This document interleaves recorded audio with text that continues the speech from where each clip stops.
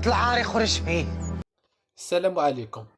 في هذا الفيديو غادي نهضر على واحد المسلسل كيدوز حاليا في دوزيام اللي سميتو الضم المشروق، وغادي نهضروا علاش هذا المسلسل اللي سميتو الضم المشروق هو اكثر مسلسل عجب الناس في رمضان.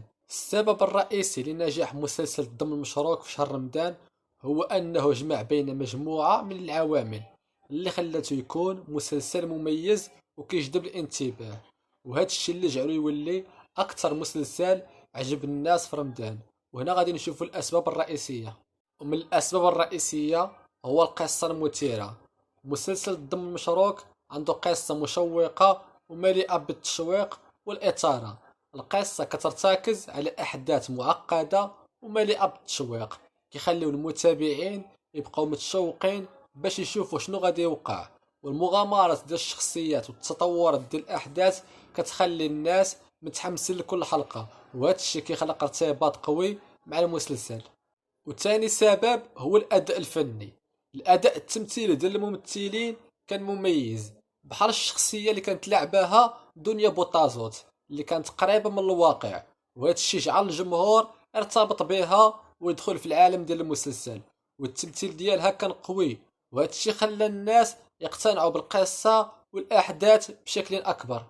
ومن بين العوامل اللي جعلت المسلسل يلقى نجاح كبير هي العواطف اللي كيقدمها مسلسل الضم المشروق. كما شفنا في الحلقة الأولى فاش ماتت خيرة غادي يبانو بناتها اللي كانت سبقت عليهم فاش كانوا صغار، والسبب ديال الرجوع ديالهم هو أنها كانت كتبت ليهم الورث. كاين حتى الصراع الداخلي والصراع الخارجي، اللي كاين صراع ما بين البنات ديال خيرة والخال ديالهم، وكل هاد الأمور كانت موجودة في المسلسل بشكل عميق، وهذا الشيء اللي جعل الناس يتفاعلوا معاه بشكل كبير. وبالنسبة للجانب الاجتماعي، المسلسل كان فيه تطرق لمواضيع اجتماعية واقعية اللي كتعني شريحة كبيرة من المشاهدين، بحال داك الشيء اللي وقع اللي دارت خيرة اللي كتبت الورث في الأسماء ديال بناتها وما كاع ما دخلت فيهم الأخ ديالها، سواء كانوا مشاكل عائلية أو صراعات نفسية أو تحديات اجتماعية. هاد المواضيع جعلت المسلسل قريب للقلب. وكاين حتى الإخراج ديال المسلسل كان دقيق ومتقن، وكل مشهد كان محسوب بدقة، وهذا الشيء اللي خلى المتابعين ديال المسلسل الضم المشروق يحسوا أنهم في داخل عالم القصة بشكل واقعي. وبكاين حتى التصوير والزوايا المعتمدة في المسلسل حتى هي كانت مميزة. والبث ديال الضم المشروق في شهر رمضان جاب ليه جمهور كبير، حيت الشهر الفضيل كيجمع الناس قدام التلفاز وقت الإفطار، والمسلسل كان كيقدم ليهم مشاهد مشوقة وملهمة بعد يوم طويل من الصيام. والحملة الإعلامية والمسوقة كانت قوية قبل وبعد عرض المسلسل، حتى على مواقع التواصل الاجتماعي. كما شفنا شفت تيفي هضرت على هذا المسلسل بزاف قبل رمضان، وكان كاين حوار كبير بين المتابعين مما زاد من انتشار المسلسل. ومسلسل الضم المشروق أصبح واحد من أكثر الأعمال اللي أثارت الجدل في موسم رمضان في هذه السنة. وهذا المسلسل اللي دمج بين التشويق والإثارة الاجتماعية لم يكن فقط محط اهتمام جماهيري. ومسلسل الضم المشروق أصبح واحد من أكثر الأعمال اللي أثارت الجدل في موسم رمضان في هذه السنة. هذا المسلسل اللي دمج بين التشويق والإثارة الاجتماعية لم يكن فقط محطة اهتمام جماهيري، بل خلق نقاشا واسعا بين المتابعين حول الرسائل اللي حاول المخرجون إيصالها. ومن بين أحد المشاهد اللي أثارت الجدل بشكل خاص كانت اللقطة اللي كتظهر فيها دنيا بوطازوت كتقوم بذبح الخروف بشكل فظيع وعنيف. اعتقد العديد من المشاهدين أن هذا المشهد كان مجرد تفصيل بسيط في الحبكة الدرامية، لكن مع مرور الوقت بدأوا الناس يتساءلوا على الرسالة الحقيقية اللي بغى يوصلها المخرج. هل هو مجرد مشهد درامي عادي، أم أن هناك رمزية أو فكرة يريد أن يسلط الضوء عليها؟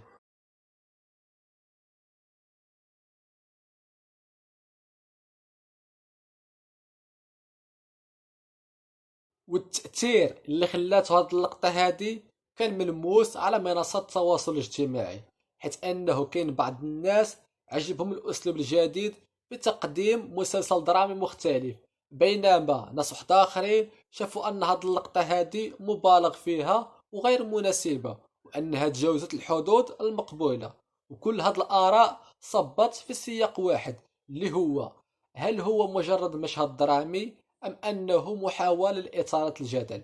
المسلسلات الرمضانية في العالم العربي وخاصة في المغرب كانت ديما محط نقاش واسع، ومن المعروف أن هذه الأعمال تستغل فترة الصيام لتقديم رسائل اجتماعية أو سياسية، وفي بعض الأحيان لتسليط الضوء على قضايا اجتماعية حساسة. ومسلسل الضم المشروق لم يكن استثناء، بل كانت له قدرة كبيرة على إثارة الجدل كما حدث مع العديد من المسلسلات الأخرى.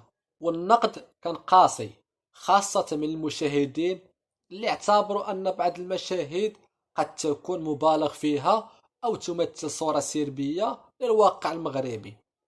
ولكن من جهة أخرى، هناك من يرى أن المسلسل عنده دور مهم في كشف المعاناة الاجتماعية اللي كيواجهوها بعض المواطنين المغاربة في الحياة ديالهم اليومية. وفي الأعمال الدرامية هي دائما مرآة للمجتمع، وكتحاول أن تعكس الجوانب الغير مرئية منه، رغم أنها قد تكون مؤلمة أو مزعجة للبعض.